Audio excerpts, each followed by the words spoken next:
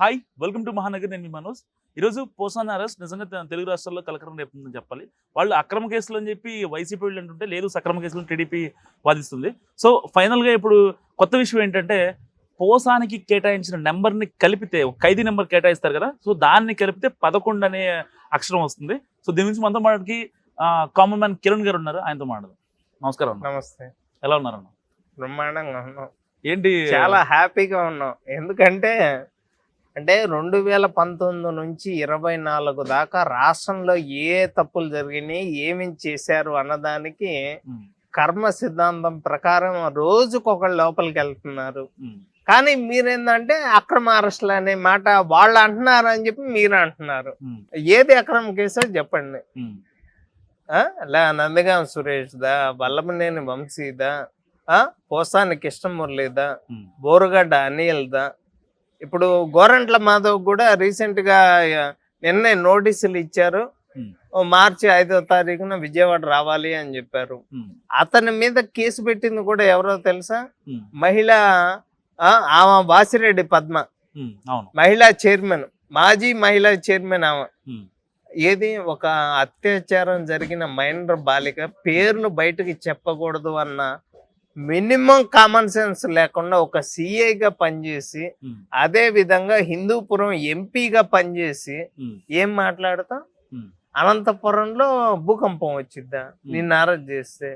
నువ్వు ఏమేం చేయ, నీ మీద ఆల్రెడీ రేప్ కేసు ఉంది, సరే ఆధారాలు లేవు, తీసి నీ మీద కేసు పెట్టింది ఎవరు? ఏం మాట్లాడితే నేను రాధాకృష్ణ, చంద్రబాబు నాయుడు, లోకేష్ అది నాది కాదు, కావాలంటే నేను వచ్చి ఇప్పి చూపిస్తానంటావా? ఏం మాట్లాడుతున్నావు నువ్వు? ఏం వీడియో కాల్స్ ఎవరితో మాట్లాడుతున్నావు ఏంటి అన్న విషయం ఒక ఏపీకే కాదు, ఇండియాలోనే కాదు, ప్రపంచం మొత్తం తెలిసిన తర్వాత కూడా ఇంకా సిగ్గు లేకుండా నువ్వు ఎట్లా మాట్లాడుతున్నాడు మన గోరంట్ల మాధవ్ అని చెప్పి ప్రజలైతే అడుగుతున్నారు. అది పరిస్థితి. నిజంగా పోసాన్ని అరెస్ట్ చేయడం, ఎప్పుడైతే ఆయన ఆ వ్యాఖ్యలు చేశారో ఆ వ్యాఖ్యలకు నిరసనగానే, లేకపోతే ఒక కక్షాదింపు చర్యగానే పోసాన్ని అరెస్ట్ చేశారు. అసలు పోసాన్ని ఏమేం మాట్లాడినారో తెలుసా? పవన్ కళ్యాణ్ గారిని కానీ వాళ్ళు సమర్థించుకున్నారు వైసీపీ వాళ్ళు. ఇప్పుడు అతను మాట్లాడిన మాటలు ఏంటి అంటే, పవన్ కళ్యాణ్ గారు సినిమా యాక్టర్ అని మీకు తెలుసు, నాకు తెలుసు, అందరూ తెలుసు. షూటింగ్లకు వెళ్ళే టైంలో పవన్ కళ్యాణ్ గారి భార్య పనిచేసే వాళ్ళతో అక్రమ సంబంధం పెట్టుకుంది, పుట్టిన పిల్లలు నీకు పుట్టలేదు అన్న మాటలు మాట్లాడిన తర్వాత ఇప్పుడు ఒక డిప్యూటీ సీఎం గా ఉండి 9 నెలలు అధికారంలో ఉన్నా కూడా ఇంకా అరెస్ట్ చేయకుండా ఇప్పుడు అరెస్ట్ చేశారు. ఇప్పుడు కోర్టుకు తెలీదా ఎందుకు అరెస్ట్ చేశారు ఏంటి అనేది? ఎందుకని 14 రోజులు రిమాండ్ విధించి 2, 2, 6, 1 మొత్తం కలిపితే 11. ఎందుకని 14 రోజులు రిమాండ్ విధించి రైల్వే కోడూరు కోర్టు 14 రోజులు శిక్ష విధించిన తర్వాత రాజంపేట జైలుకైతే తీసుకెళ్ళడం జరిగింది. మరి గుంటూరులో వాడేమో బిర్యానీ అడిగారు బోరుగడ్డ అనిలు, అలాగే విజయవాడలో వల్లభనేని వంశీ మంచం అడిగాడు. ఓకే, మరి ఈడేం అడుగుతాడు? పోసాని కృష్ణమురళి ఏం అడుగుతాడు? ఈడు ఏమేం మాట్లాడాడు? బండ బూతులు తిట్టాడు. ఇదంట కర్రకి చీర కట్టినా కూడా ఎత్తి చూస్తా. ఎంత అసభ్యంగా, ఎంత భయంకరంగా!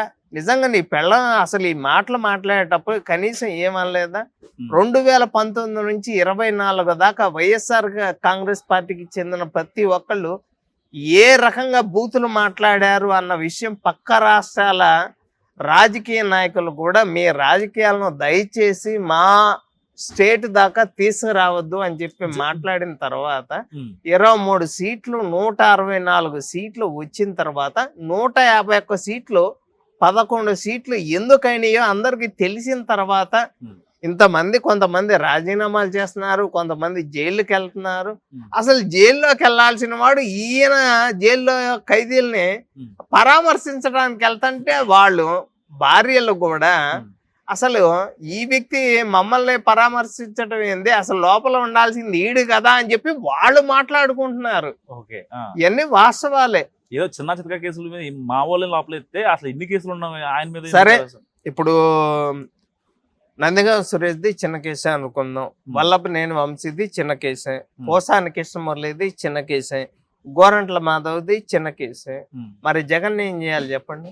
ఉమ్, బాబాయ్ కేసు ఉంది, తెలుసో తెలీదు. ఉమ్, ఏది గొడ్డలతో కద్దె నుంచి గొడ్డలను తీసుకుని వచ్చి బాబాయిని చంపేసి ఎక్కడ పులివెందుల్లో చంపేసిన తర్వాత ఆ కేసు ఆంధ్రప్రదేశ్ లో సాగదు అని చెప్పి తెలంగాణ కోర్టులో వేశారు. ఉమ్, ఎవరు? వివేకానంద రెడ్డి గారి కూతురు. ఉమ్, ఇక్కడ వేసిన తర్వాత 5 ఏళ్లుగా ఏమన్నా నడిచిందా అంటే ఏమీ నడవల. ఉమ్, కోడికత్తి కేసు, ఉమ్, గులకరాయి కేసు, ఉమ్, 43,000 కోట్ల జప్తు చేశారు. ఏ కేసు కూడా ఈ రోజు, పైగా మళ్ళీ శుక్రవారం, ఈ రోజు ఎవరు? ఉమ్. శుక్రవారం.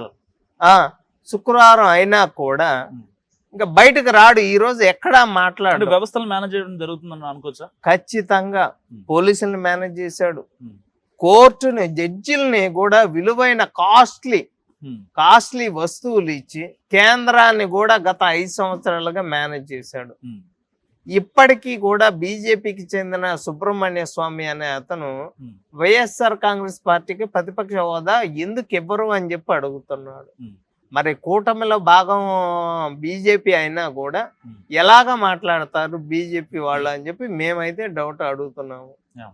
మరి దానికి ఏం సమాధానం చెప్తారు? మీరైనా బీజేపీ అయినా ఉమ్, వాళ్ళు చేసిన అరాచకాలు తెలియదా? రాష్ట్రానికి 3 రాజధానులు కడతానని చెప్పాడు. ఉమ్, ఏం చేశాడు?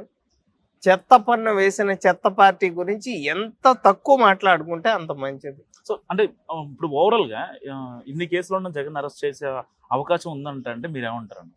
ఇప్పుడు ఇన్ని కేసులు ఒక ఎత్తు అయితే, ఉమ్, RRR గారు గత 5 సంవత్సరాలుగా ఎంపీ ఉన్నారు. అప్పుడు ఉమ్, ఉమ్, ఎంపీగా ఉన్న టైంలో ఉమ్, వాళ్ళు చేసే అరాచకాల గురించి RRR గారు మాట్లాడుతుంటే హైదరాబాద్ లో అరెస్ట్ చేసి ఉమ్, గుంటూరు సిఐడి వాళ్ళు సునీలు ఉమ్, వాళ్ళు గుంటూరు తీసుకెళ్లి ఉమ్, ఈ మాస్కులు పెట్టుకొని ఉమ్, ఈ గుండెల మీద కూర్చున్నారు. ఉమ్, ఆ ఉమ్, గుండెల మీద కూర్చొని వాళ్ళని అందరినీ కూడా కొంతమందిని అరెస్ట్ చేశారు. అందులో అదే కేసులో ఉన్న డాక్టర్ ప్రభావతి గారిని కూడా ఒంగోలు పోలీసులు విచారణ కూడా చేశారు. ఉమ్, ఇంకా ఆ కేసులో ఎవరినైనా పిలవలేదు అంటే ఒక్క జగన్మోహన్ రెడ్డి మాత్రమే. ఉమ్.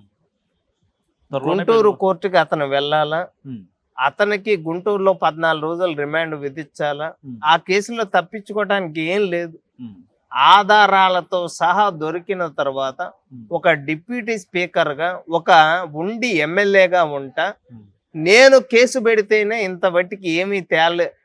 అధికారంలో వచ్చిన తర్వాత ఫస్ట్ కేసు పెట్టింది RRR గారే గుంటూరు నగరంపాలెం పోలీస్ స్టేషన్ లో. ఉమ్.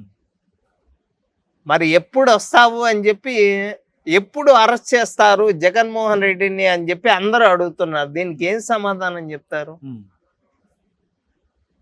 ఒక ఎంపీని, ఒక ఇప్పటి ఎమ్మెల్యేని, డిప్యూటీ స్పీకర్ గారి మీద కొడితేనే ఇంత బట్టికి ఉమ్, అరెస్ట్కి తికాణా లేదు అంటే వీళ్ళందరూ ఇప్పుడు వాళ్ళు అడిగిన పోసాన్ని అడిగిన ఇప్పుడు మా మీద కేసులు పెడుతున్నారు కానీ జగన్మోహన్ రెడ్డి మీద ఎందుకు పెట్టట్లేదు అని వాళ్ళు అడిగితే ఎట్లా ఉంటుంది అనేది నేను అడుగుతా. ఓకే.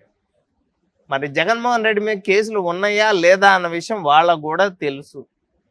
ఇన్ని జరిగినా కూడా అసలు ఏం జరుగుతుందో ఏందో అనేది మాకే అర్థం కావట్లేదు. సో ఇది విన్నారు కదా, జగన్మోహన్ రెడ్డి అరెస్ట్ ఎప్పుడు అని మీరు అనుకుంటున్నారా? నా కామెంట్ ఇప్పుడు తెలియజేయండి. చూస్తూనే ఉండండి మహానగర్.